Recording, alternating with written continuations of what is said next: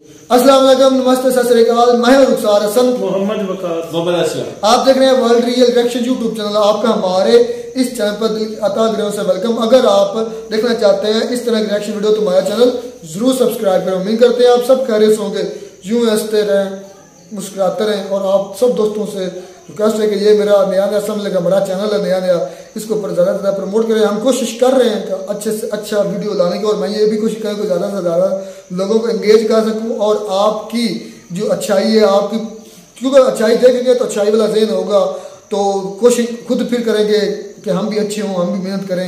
यही मेरा मकसद है। साथ फिर जो मिलना है वो तो मिलना ही मिलना है, वो तो एक रिवार्ड है ही है। तो चलते हैं वीडियो में। यहाँ पे वीडियो राजनीति वीडियो का टाइटल है मोदी जयशंकर की अग्रेसिव फॉरेन पॉलिसी ने हमें भीख मांगने पर मजबूर कर दिया। देखते हैं सबसे पहले वीडियो, फिर देते हैं अपना रिएक्शन। जहाँ वसाइल का गलत इस्तेमाल किया गया, ताकत का गलत इस्तेमाल किया गया है, इख्तियारात का गलत इस्तेमाल किया गया, इस नहज पर पहुंचा दिया। जिस तरह आपने देखा कि डॉक्टर जयशंकर की बड़ी एग्रेसिव फॉरेन पॉलिसी है, the aggressive foreign policy that is wrapped in prime minister Modi and BJP's power politics as well. वो जो फॉरेन पॉलिसी है उसके ऊपर जो रैप है वो बीजेपी का रैप है कि भारत में डिस्काउंट रेट जो है वो शायद 6.5% है, मेरे मुल्क में 20% है, चीन में 3.5% है, थाईलैंड में 1.5% है।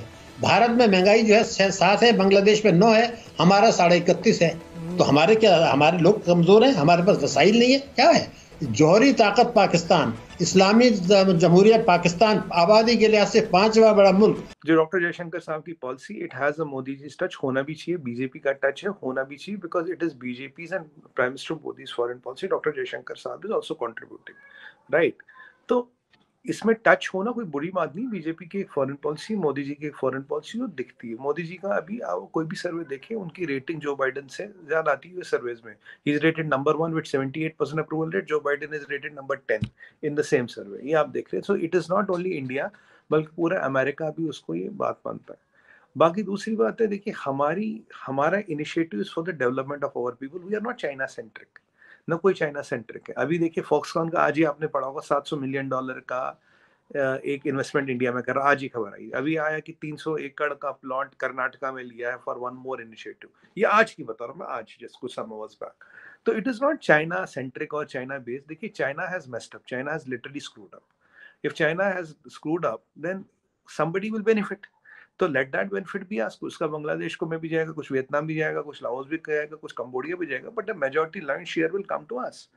चाइना का एक टाइम था, मैंने कहा ना चाइना ने गलती की। मैं तो आपको पहले सवाल में यही समझा रहा था, चाइना ने एक गलती की है। जब चाइना का टाइम था उसने अपना सोचा, यूएस ने अपना सोचा, जापान ने अपना सोचा। Everybody gets a window. हम अपना नहीं सोच रहे, हम दुनिया का सोच रहे। We are talking of the global south. We are talking, देखिए चीमा साहब, केवल 10% कंट्रियां भी ऐसी नहीं जिसका $10,000 से ऊपर पर कैपिटा इनकम है, करेक्ट। तो वो जो 90% कंट्रियां है, उनकी दिक्कत है, उनकी समस्या है सोचना। आपको पता 19 अफ्रीकन कंट्रियां हमारे पास आई रिस्ट्रक्चर कराने के लिए। दवाई हम देते हैं, हथियार हम देते हैं, सैटेलाइट उनका हम लॉन्च करते हैं, एजुकेशन दे रहे, यूपीआई दे रहे, भीम दे रहे, उनके रुपी को ट्रेड करा रहे। यूपीआई 18 कंट्रियों में जा रहा, 12 के साथ एमओयू हो गया 30। आपको बताओ, rupaya is traded in 34 countries, soon it will reach to 72 countries. Italian prime minister कह रहा है रुपये में ट्रेड करो आज। इटालियन में, Italians are ready, Spain, Spanish are ready, half of Europe is ready, 80% of Europe is ready to trade in rupaya. ये आज की हकीकत है। GCC is talking of trade in rupaya. UAE के साथ तो बात हो ही रही है। तो यहाँ चाइना कहाँ से आ गया? चाइना ने अपनी जो औकात है वो दुनिया को दिखा दी। China is not a trustable partner. The world knows China की economy is a fiasco, is a black box. Nobody knows what is happening inside. World is finding a risk to deal with China. इसीलिए जब China से, अब मैं decoupling तो कहीं कहूंगा, जब मैं फ्रेंडली ऑफशोरिंग की बात करूंगा, मैं इंडिया की बात करूंगा।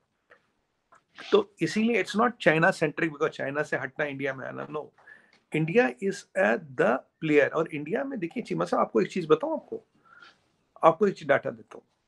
$982 बिलियन का एफडीआई यहाँ आया। आपको पता लास्ट 18 महीने में कितना आया? $532 बिलियन। आपको पता we are the biggest consumers of data in the world today. आपको पता we are the second biggest road network in the world after United States of America. आपको पता every minute there are around 8 people who are coming to cities like this will create a United States of America। आपको पता we are adding 3 people to internet every second। You know we have around 1.5 billion smartphones sold now, around 1.3 billion smartphones, 1.5 billion smartphones sold। We are the second biggest exporter of smartphones. We are the second biggest manufacturing capital of the world. It's not Germany, it's India now. ये आपको hardcore data दे रहा हूँ. So there is no comparison with the China. और ये जो हम चीजें कर रहे हैं, third highest foreign exchange reserve, और आपको पता हमारी median age 28 साल है. Do you know our demographic dividend is going to be up to 2070? हमारे पास कम से कम अभी 50 साल बाकी है demographic dividend का. So it is the natural choice of the world. It is not China से हट रहे हैं आ रहे हैं. It is we are a more compelling or a more better option than China. And let me tell you, sir, we are an internal consuming economy with a 1.4 billion population. So we are a very huge market in it itself. Payment 7 trillion market, retail 5 trillion market. मैं दो example बता रहा हूँ. Space at trillion, आप tourism at trillion. अब आपकी आई Russia China की बात. मैं आपको कुछ चीज बताऊँ. आप मेरे को पता नहीं आपने खान साहब के साथ क्या डिस्कस किया. Everybody can have a point of view. मैं आपको कुछ चीजें बताता हूँ. आप ये रशिया चाइना की बात करें. आज के डेट में चीमा साहब, मैंने कल ही एक्सपेक्ट शो किया था, रशिया और चाइना के nuclear assets are looking to each other. Point number 1, battle of Jingbo. China killed Russia's 165 soldiers. That's still sore. Vladivostok. China claims that to be China's ports. We can dock in Russian ports. Chinese cannot dock in Russian ports. Technology transfer Russia को hardly any हुई है. हमें maximum technology transfer हुई है. अगर आप कहते हैं यहाँ रशिया का एयरक्राफ्ट है, ये है, सबका MRO भी यहाँ है, सबके मिसाइल सिस्टम इंडियन लगते हैं. रशियन स्ट्रेटेजिक सेंटर में, स्ट्रेटेजिक इंडस्ट्री में चाइना की एक पैसे की इन्वेस्टमेंट नहीं है. We are the only country which is partner with Russia in the Arctic circle. और कोई कंट्री नहीं है. There is nobody which is partner with Russia. Russia की स्ट्रेटेजिक इंडस्ट्री जितनी यहाँ उतनी कहीं नहीं. जितने रशियन एक्सपर्ट्स यहाँ रहते हैं उतने कहीं नहीं रहते. जितने हिंदुस्तानी रशिया में रहते हैं, that's not comparable with the Chinese number. और आपको एक और चीज बता दूं, रशिया में the biggest religion which people are converting to Sanatan Dharma, Russia and Cambodia even Colombia में Russia is सनातन धर्म. It is official. You can go and find it, right? तो और रशिया की जो की इंडस्ट्री है उसमें चाइनीज का कोई जॉइंट वेंचर नहीं. रशिया चाइना, जो आपको एक और फर्क बताता हूँ, Russia does not transfer technology to China. जो S-400 कहते हैं चाइना के पास है, वो S-250 है, हमें S-450 दिया है. You know that.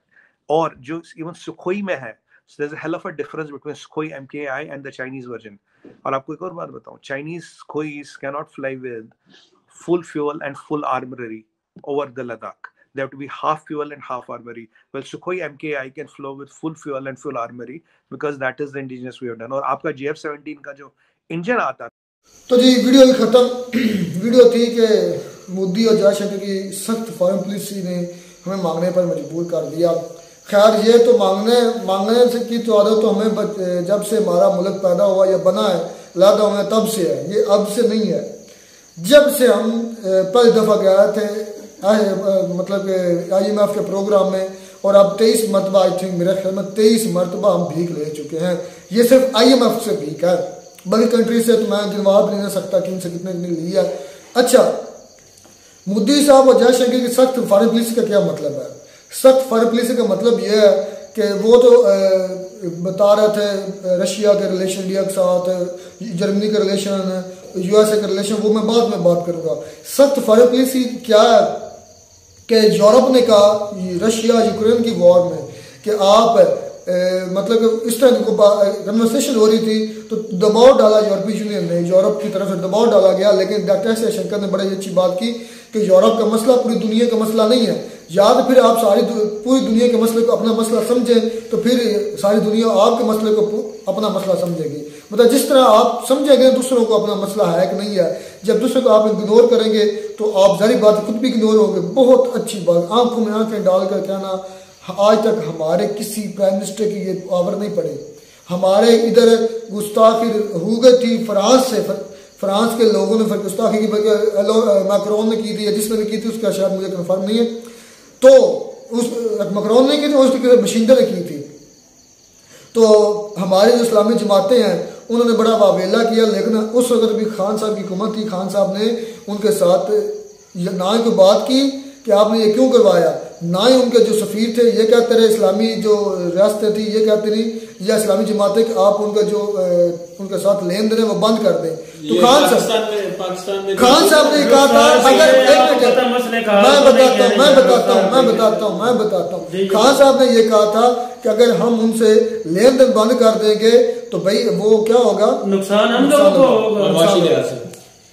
यार मेरी बात सुने, किसकी फॉरेन पुलिस से तगड़ी थी? मेरी बात सुने ना, वो इंडिया की एक अलग बात है।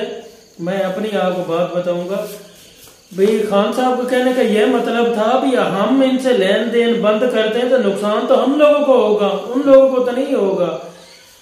लेकिन ये जो कहना भाई खान साहब ने कुछ नहीं कहा, खान साहब ने बड़ा कुछ कहा है उसके ऊपर, शायद आपने देखा नहीं, आपने सुना। अच्छा, अगर आप कंपैरिजन करें खान साहब की गवर्नमेंट की फॉरेन पुलिस की और इंडिया के पीएम मोदी साहब की फॉरेन पुलिस की, तो आपको कहा लगता है किसकी इंडिया की उनकी आवाम के लिए फॉरेन पुलिस ही बहुत बेहतर है? वो क्यों है असलम भाई, वो भी बोले ना क्यों है उनके फॉरेन पुलिस ही अच्छी?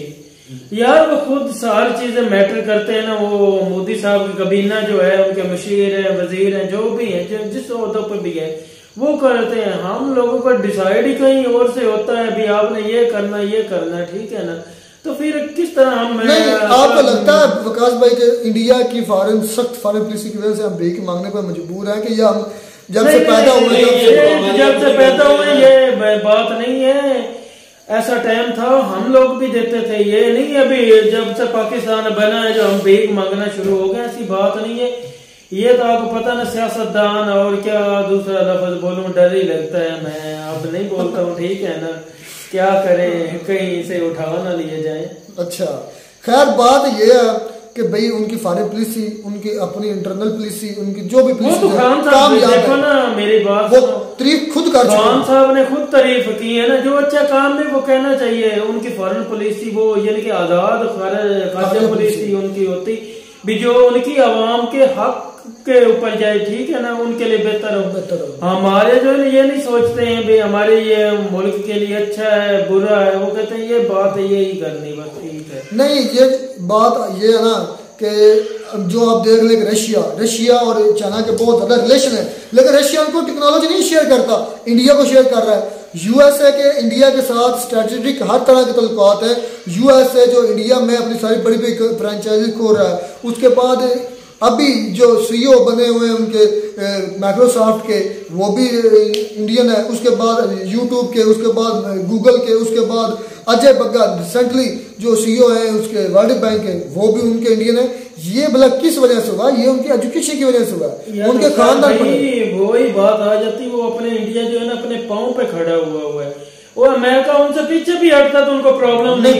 इनका मतलब है अमेरिका को उनकी जरूरत है, ठीक है ना, तब वो जो है ना उनके साथ भागता है, उनके पास चलता जाता है, या उनके घर में भी उनके मुल्क में जाके ट्रेड कर रहा है।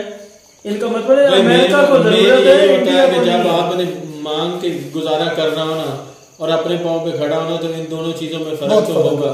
आपकी इज्जत नहीं होती जो मांग। एक मिसाल ये ना कि हम अपने किसी दोस्त के यहाँ या किसी रिश्तेदार के घर मांगने जाते हैं, तो उसके नजर में हमारी क्या इज्जत होगी? कोई भी नहीं होगी। एक मरतबा दे दिया, 2 मरतबा दे दिया, तो फिर वो आंखें चुरा कर निकलेगा ये यार कहीं ये मांगने तो नहीं आ गए। तो यही हाल पाकिस्तान का है। तो उम्मीद करते हैं आपको हमारी ये वीडियो अच्छी लगी होगी। वीडियो अच्छी लगी हो तो हमारे चैनल जरूर सब्सक्राइब करें। मिलता नई वीडियो में नया टॉपिक के साथ, तब तक दीजिए इजाजत।